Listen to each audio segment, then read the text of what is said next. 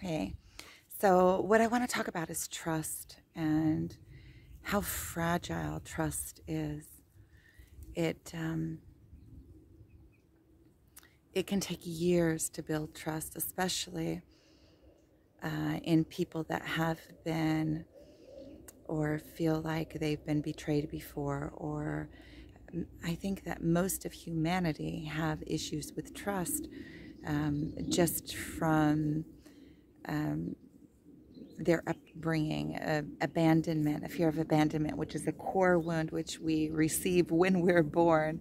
And then anytime our parents abandon us emotionally, even being left to cry when we want something and we want somebody to come, we can all relate to, the wishing and wanting for something and it just not coming. And that is a mistrust that we get this mistrust, or if we've been in a relationship that the other person doesn't see us or the other person doesn't take us into consideration, or and we've all been there in friendships or relationships that are romantic relationships, especially if we've been cheated on, or if our trust. And by cheated on, I mean expectations and kind of like an agreement between the two of a certain way of behavior, and then not following through on that, or feeling like we're being betrayed by that. And especially us who are highly sensitive, we sense when somebody is not being full-hearted with us, or not being completely trustworthy with us. And what is bringing up this conversation is yesterday I saw my twin flame by chance. And this is always, every time that we meet, there is some kind of lesson in it. Sometimes very, very strong emotional messages that move my whole being, and sometimes more vague, and sometimes it's reflections of things that I enjoy seeing about myself. But it's always very deep, and always very reflective, and sometimes it's just in the reflections that I get. I'm sorry, I'm getting emotional. These are very, very emotionally and energetically intense times.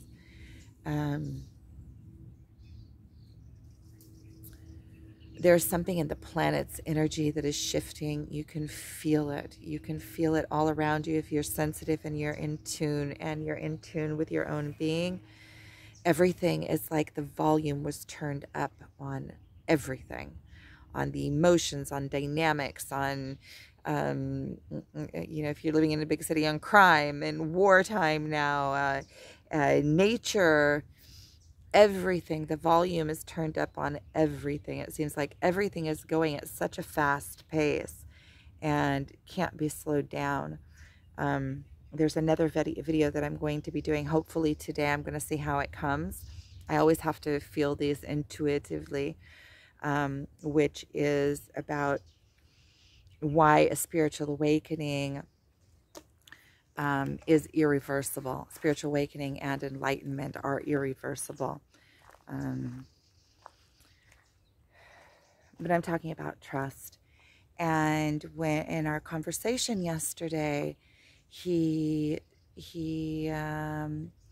spoke with me about the trust between us being broken, that I broke the trust between us.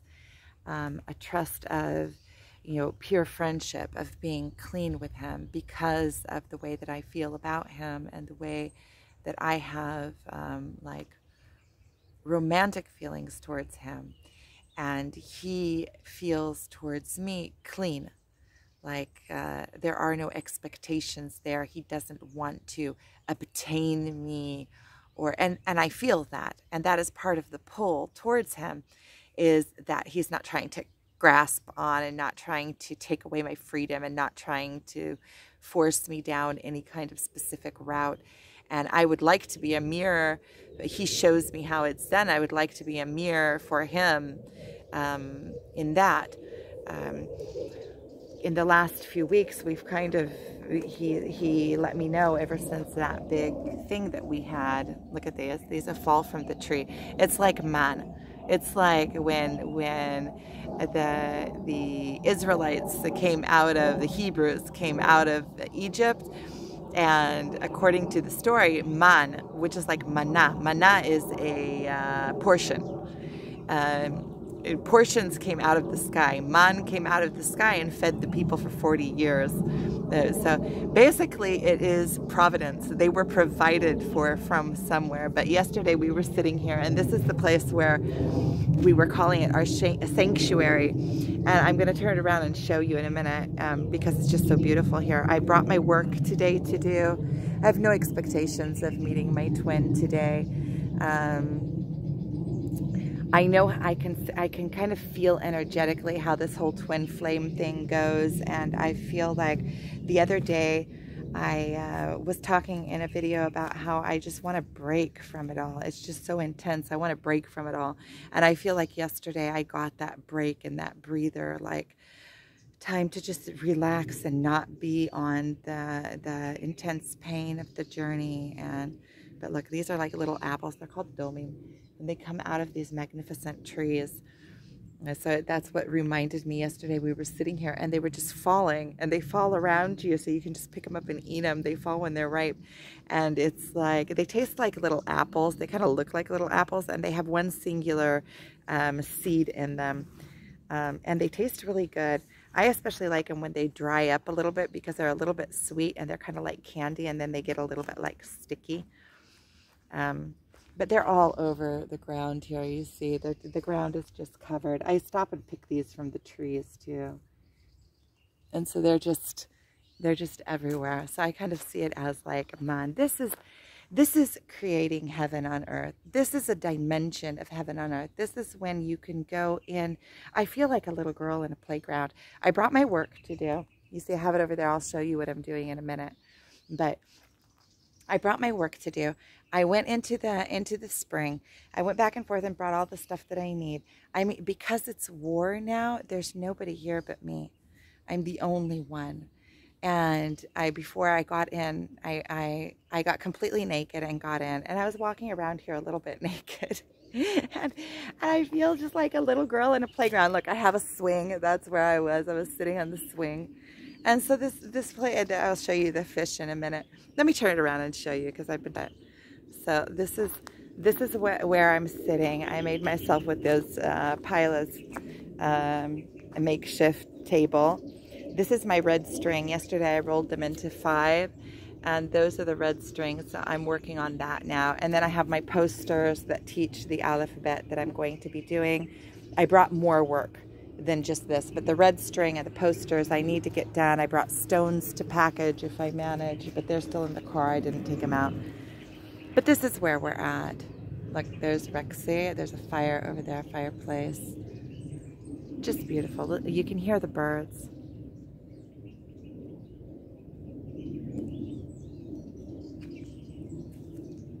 I'll take you over here and I'll show you the spring too. It's in that little shack. That's where I'm parked. Pulled all the way up because I have stuff to get. This is an archaeological site too. So let's see. But look, you can see the fish in there. And the water is clear, clear, clear. And there's more fish over here. This is where I lost my earring the other day. I don't see the fish here now, but this is where I lost my earring the other day. I keep on looking for it, but I didn't find it back. I think maybe either somebody found it or it's buried somehow. It doesn't matter. I'm going to have to order myself a new pair. So, trust is something that is so fragile, and it takes forever to build. And in an instant of not being, of not being pure, of not being attentive, of not paying attention, of going into ego, you can break all of the trust that you built with somebody. And to get that trust back,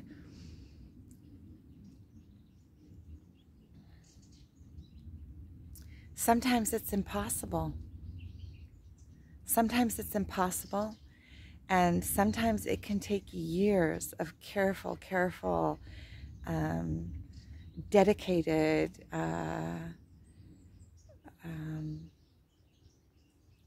dedication to it and attention to regain somebody's trust once you've broken it. And I don't know with my twin where that stands. I think that the most sorrow that I have is that I broke that trust.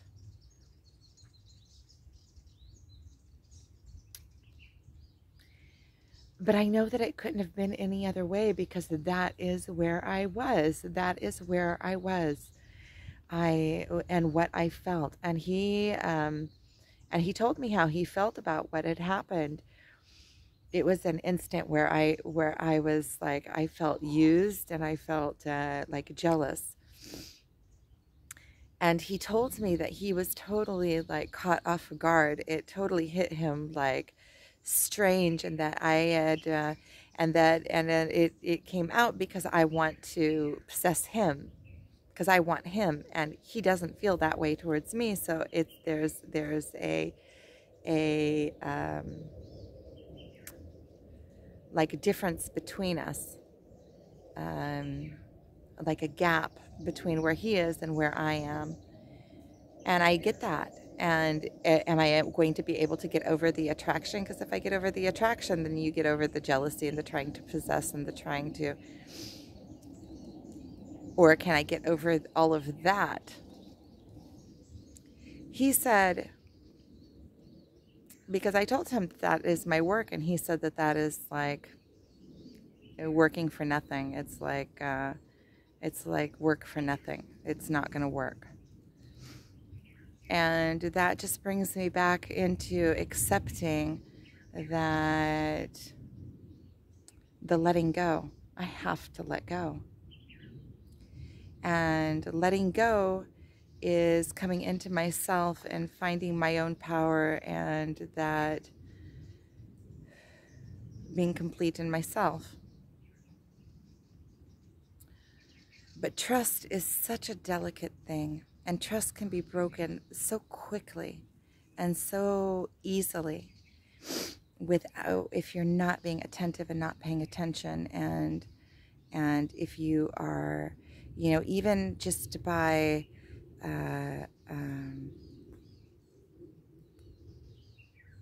usually without even paying attention, you break trust. It doesn't have to be some kind of big shebang, like I go out and have a romantic affair with somebody behind your back. I mean, that is the obvious kind of betrayal and where you lose trust.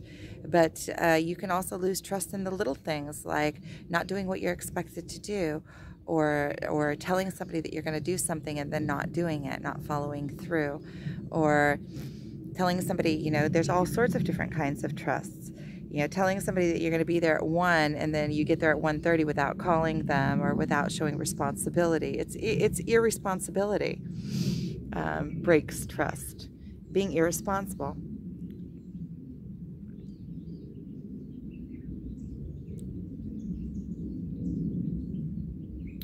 So my intention and part of my spiritual rising is to really pay attention to my words, pay attention to my promises, pay attention to what it's all about. Paying attention to your words. It's all about paying attention, and not breaking that trust with anybody. It doesn't matter what kind of relationship it is. If you say that you're going to do something, make sure that you only say that what you're going to actually do and have intention on doing. And if you want to change your intention, because we're flexible beings, right? I'm not saying stick to it, but let somebody know.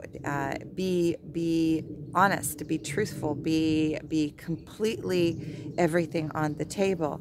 And in that way, you won't break people's trust, because they'll trust that if you're going to change something, that you will let them know, so that they can trust your word. They can trust you as a person. They can trust what you represent.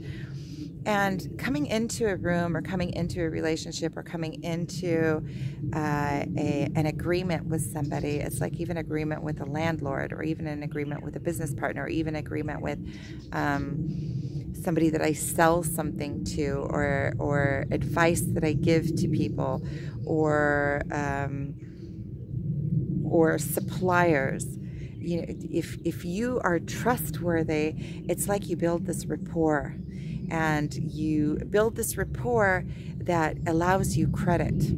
And the more credit you build, the more that you can get from the relationship. And I don't mean it by get as in be greedy, like I'm going to give rapport so I can get back. Not in that way, but in a way that is by nature an allowance. If you trust somebody 100% completely and they're in a bind, you're going to be willing to help them because you trust them in it.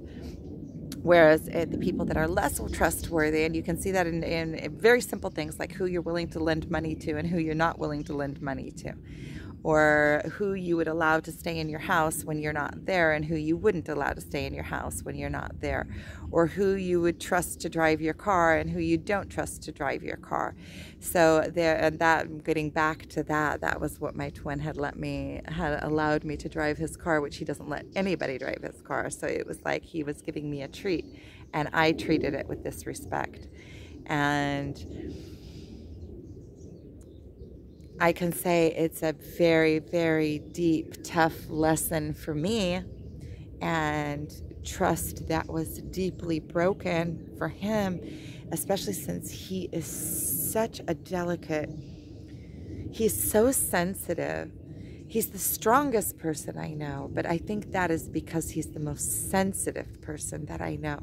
If you're that sensitive and wide open to reading intentions and reading energy and reading senses, and all of his senses are wide open, you have to, in order to even cope in the world and go through the world and have meetings with other people, you have to become very strong and know yourself deeply in order to be able to handle all of that, because it's like the world is coming at you full force all the time when you're highly sensitive.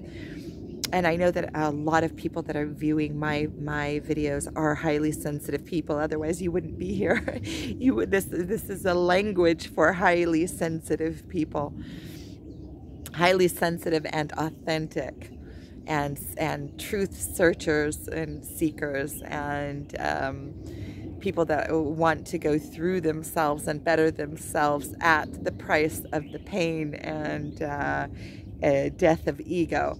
So I know who's watching, and I'm like, compliment to you all.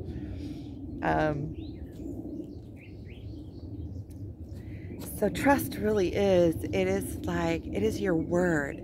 It is your word goes ahead of you in the world. If you're untrustworthy, or if you're trustworthy, your name goes ahead of you, and when you walk into a room, not only are you vibing it out because you feel it in yourself. When you're a trustworthy person, you are self-assured in yourself because you know what you stand for, and you know that your word is solid, and you know, and you don't give your word lightly, and you don't use your words lightly. Your words have power to them, and meaning behind them. Every single word that we say has a meaning behind it. When we really get into the depth of the spiritual awakening, we understand that every single word that we say is an archetype. It has meaning behind it. And so if we're using negative terms or negative words, then we're creating a negative vibe and a negative life, because these words, as a consensus, you can hear the jets going over. We're so interfering with nature, because there's the little lizards that we were talking about it yesterday, my twin and I. There's little lizards that run up and down these trees, and they communicate.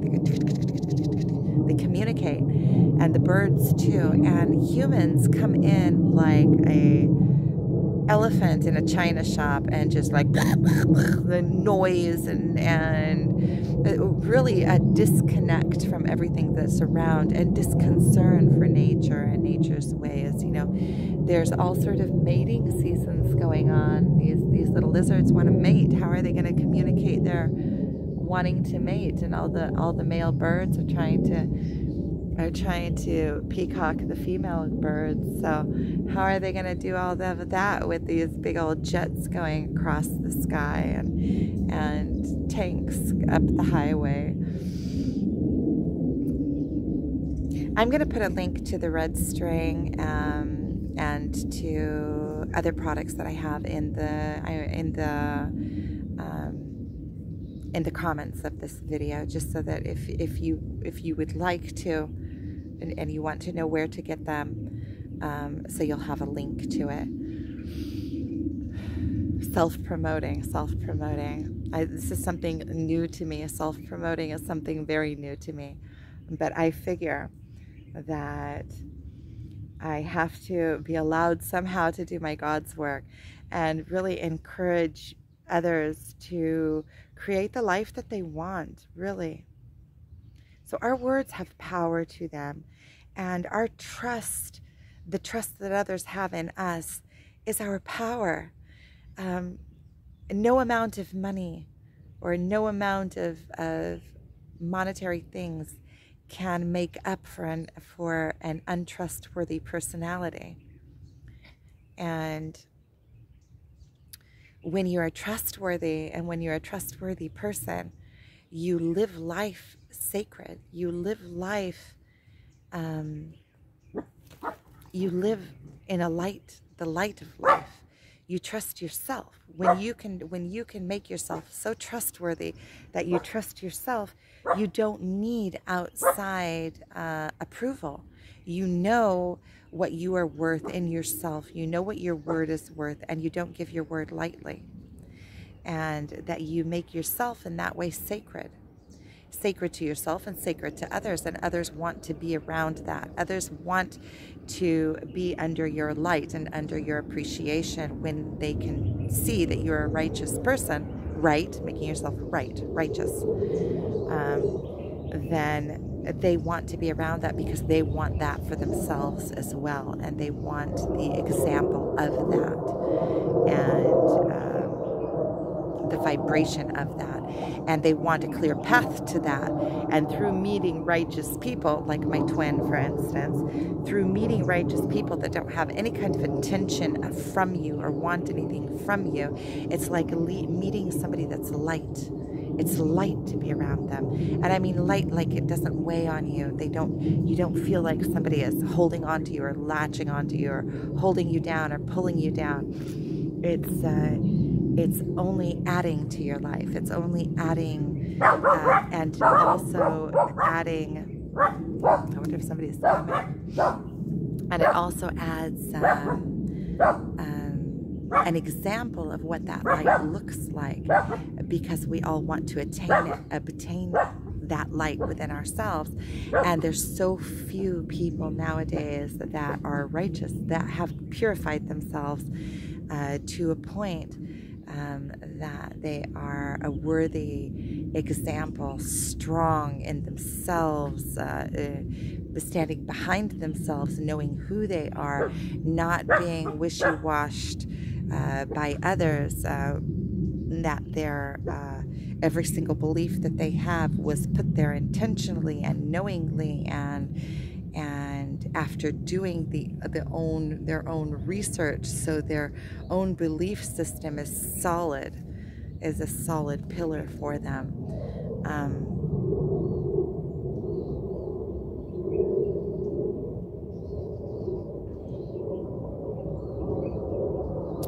So trust is about being intentional and purposeful and connected to yourself and straightforward and standing behind your word and being forthcoming and using your words intelligently and being intellectually intellectual. I don't know what I was going to say there. But that's where I am, and I brought all my work out here into nature. It seems like lately I just can't sit at home. And when I came here yesterday, I got so much done working outside, because I can be outside in nature and connected, and at the same time, just it's a feeling of peace. It's a feeling of being out. It's a feeling of connecting to nature while I'm getting my work done. When I'm sitting at home, I feel like claustrophobic. I think it has a lot to do with the spiritual awakening and the connection to everything. And I think that it also has to do a lot with